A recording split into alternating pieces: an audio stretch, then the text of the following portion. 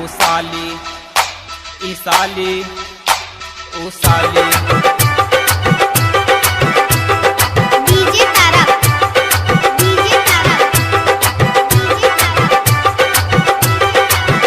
Recording RK recording studio Patna. हो auto में लाली फेयर लवली लगा के, ऑटो में लाली फेयर लवली लगा के सबके ले ही जा। ई साली ऊ साली ई साली ऊ साली ई साली ऊ साली ई साली ऊ साली ई साली। DJ Tarak DJ Tarak Madhopur Madhopur.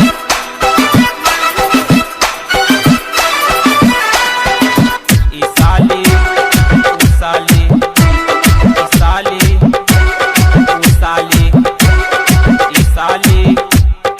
गोरे गोरे गाल वाली होठल लाले लाल वाली देखे में साली जबरदस्त लगेगे। जोरा जोरा पायल कानों में बाली देखे में साली मस्त लगेगे। गोरे गोरे गाल वाली होठल लाले लाल वाली देखे में साली जबरदस्त लगेगे। जोरा जोरा पायल कानों में बाली देखे में साली मस्त लगेगे। ललका दुपट्टा ओढ़ी के तखनी, ललका दुपट्टा ओढ़ी के तखनी ले ही सबके परान। ई साली ऊ साली ई साली ऊ साली ई साली ऊ साली ई साली ऊ साली ई साली ऊ साली।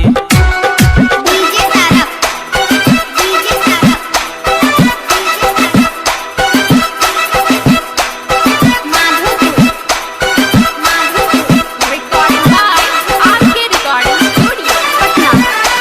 ई साली ऊ साली ई साली ऊ साली। सूट सलवार वाली चोली चालीदार वाली दहिया त लागे गुलाब के फूल। देखे में छोटकी देखे में बड़की तोहर सामान लगे मनी महटर के फूल। सूट सलवार वाली चोली चालीदार वाली दहिया तो लागे गुलाब के फूल। देखे में छोटकी देखे में बड़की तोहर सामान लगे मनी महटर के फूल। कहे से राजू निसार आशिक, कहे से राजू निसार आशिक से माल के पहचान। ई साली